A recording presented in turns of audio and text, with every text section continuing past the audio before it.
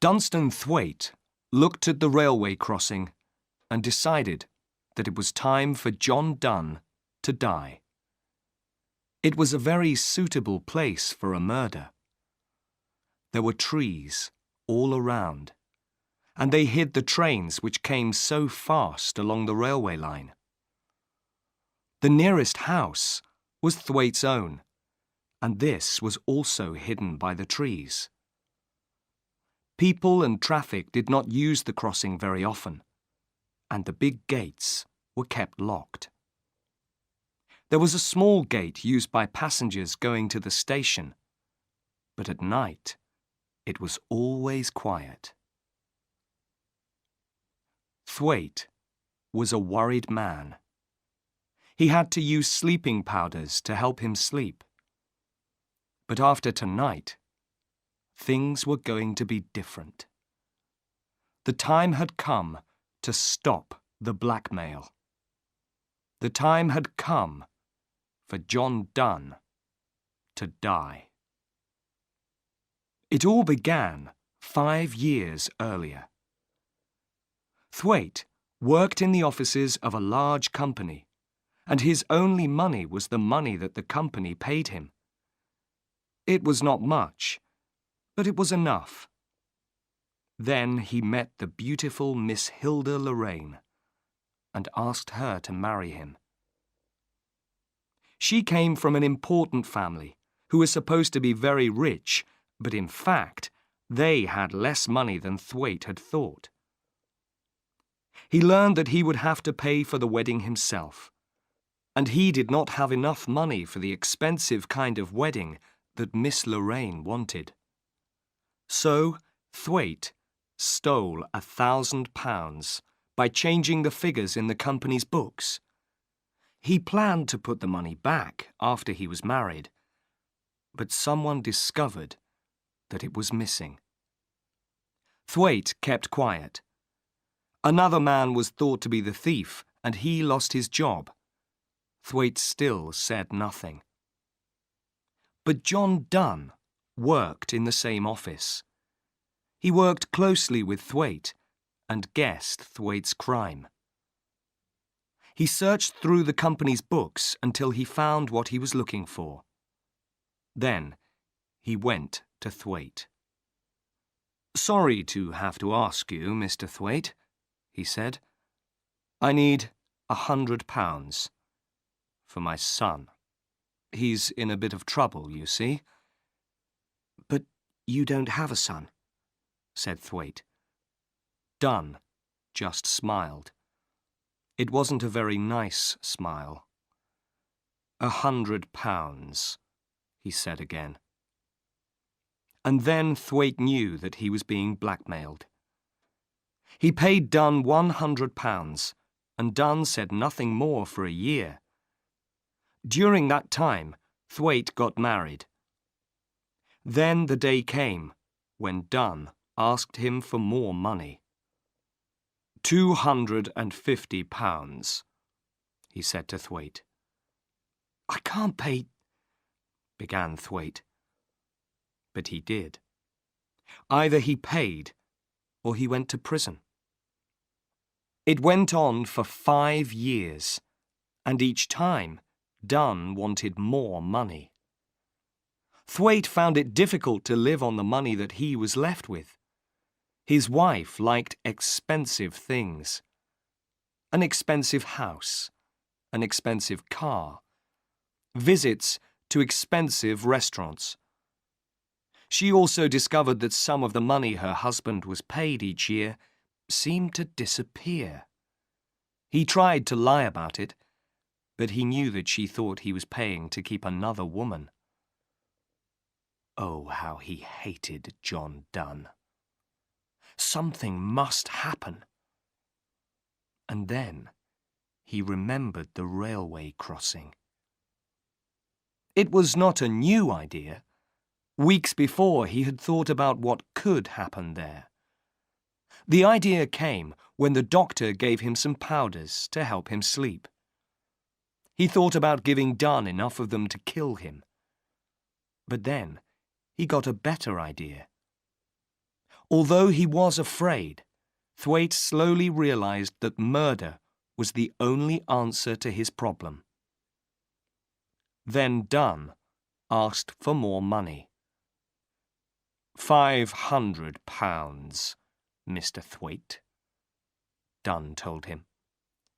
500? Said Thwaite. Why not ask for the moon? You'll get neither one nor the other. 500, repeated Dunn calmly.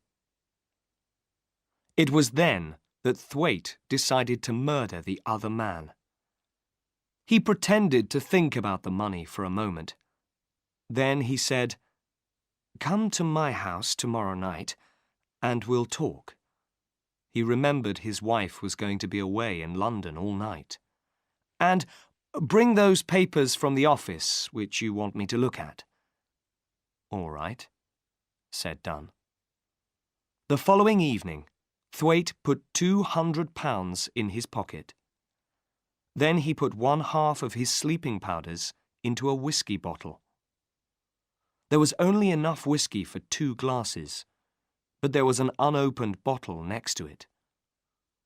Next, he put a hammer into one pocket of his overcoat and a torch into the other pocket. The coat was outside the door of his study. Lastly, he moved the hands on his watch and on the study clock forward by 10 minutes. Those extra 10 minutes would give him his alibi. Thwaite knew that he must be extra careful. He knew that people at the office thought there was some secret between him and Dunn. A secret that Thwaite didn't want anyone to know. If Dunn is killed, he thought, they'll wonder if it was really an accident, or if I murdered him. But if his plan went well, the police would believe that he hadn't left the house. Thwaite sat down to wait for John Dunn. He thought about what he was going to do. Murder. He could almost see his hand holding the hammer above Dunn. Could hear the awful sound of it crashing down onto the man's head. He could see Dunn's dead body. Dead, all except the eyes, which looked at Thwaite, followed him everywhere he went. He tried to calm himself. He remembered why he was doing this. When Dunn was dead, his problems were over. Half an hour later, Dunn arrived. Jane opened the door. Jane was the servant who lived in the house with Thwaite and his wife. She brought Dunn into the study. Thwaite smiled in a friendly way. "Oh, good. You've brought those papers for me to see, Dunn. Thank you." After Jane left, the 2 men looked at each other. "Give me the papers," Thwaite said. "I'll look at them now that you've brought them." 15 minutes later, he gave the papers back to Dunn and sat back in his chair. "Now, about that other matter." He got up.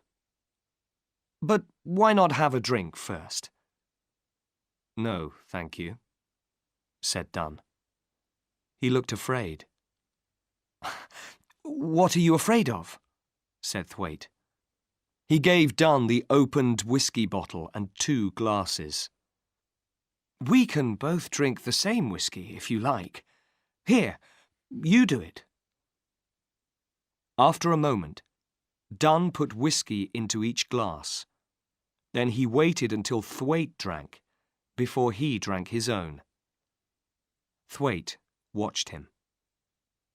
How long before the other man began to feel sleepy? Thwaite needed all of one sleeping powder to make him sleep, but Dunn did not usually take them. "Listen, Dunn," said Thwaite. "I haven't got £500, but I can give you this." He took the money from his pocket and put it on the table. Dunn counted it. 200, he said with a laugh. Are you trying to be funny? I'm not saying it will be the last, said Thwaite. Take it now and be pleased that you've got it. Dunn shook his head. 500, Mr. Thwaite. I've told you, I can't do it, said Thwaite. And I won't do it. You can tell everyone what I did. I don't care anymore. It's been 5 years, and I've done a lot of good work for the company during that time. I saved them a lot more than £1,000. I'll sell this house and pay them back. I'll take my punishment. Then I'll go and live in another country and give myself a new name. And your wife? Said Dunn. My wife will leave the country first, Thwaite told him. She'll wait for me to come out of prison. It won't be more than 2 or 3 years. So, you can take the £200, or you can do your worst. The powder in the whiskey was beginning to make Dunn sleepy. He looked stupidly at Thwaite, and Thwaite began to worry. Had he given the other man too much? He looked at the clock. There was not much time left. Will you take it or leave it? Asked Thwaite. 500, said Dunn in a heavy voice. I want 500. You can go and do your worst, said Thwaite. Dunn held out a shaking hand. Come on, pay me. Thwaite began to worry again. Are you feeling all right, Dunn? Have some more whiskey. He opened the other bottle and put some whiskey in Dunn's glass. Dunn drank it, and it seemed to make him feel better. That was strange, he said. I didn't feel very well, but I feel a little better now. If you're going to catch your train, you must go, said Thwaite. Tell me tomorrow what you finally decide to do. Take the 200 with you. Dunn thought for a moment, then picked up the money. He looked at his watch, then looked at the study clock. Your clock is wrong, he said. I have 10 more minutes. Wrong, said Thwaite. He looked at his own watch. It's your watch that's wrong. Look at mine. Dunn looked and seemed unable to understand it. He stood up and almost fell back again. Thwaite hid a smile. This was how he wanted Dunn to be. You're not feeling well, he said. I'll take you to the station. Wait until I get my coat. Now that the time was here, Thwaite felt cool and calm. He put on his coat, feeling the hammer in the pocket, then went back into the study. We'll go out this way, he said. There was a side door from the study into the garden. Thwaite closed it silently, and it locked automatically behind him. It was his plan to return that way, go in quietly again, and then to change the clock and his watch back to the right time. Then he would shout, "Good night," and close the front door very loudly, pretending that somebody had left just then. Next, he would call Jane and ask for some coffee, making sure that she saw the clock. Then, if the police asked her later, Jane could say that Thwaite did not leave the house and that Dunn went to catch his train at the right time. It was a dry night, but very dark. A train carrying freight went slowly by. Thwaite smiled to himself. There were plenty of freight trains at that time of the night. He needed one of them to hide his crime for him. He planned to hit Dunn on the head with the hammer, then put his body on the railway line. A freight train would do the rest. Slowly the two men walked on, Thwaite holding Dunn's arm. A light wind moved among the trees. Thwaite gently pushed the half-asleep Dunn forwards. He put his hand into his pocket for the hammer and stopped. His keys. They were still inside the house, and he could not get back in without them. He would have to ring the front door bell. His alibi was destroyed. It was a bad mistake. Everything was wrong now. He couldn't go on with the murder. Most murderers make mistakes, thought Thwaite, trying to calm himself. I've been the same. But he was shaking with fear as he thought about the mistake. Suddenly he could not walk another step with Dunn. "Good night," he said to the other man. And before they reached the crossing, he turned and walked back to the house. For 10 minutes, Thwaite walked up and down outside until he began to feel calm again. Then he rang the bell.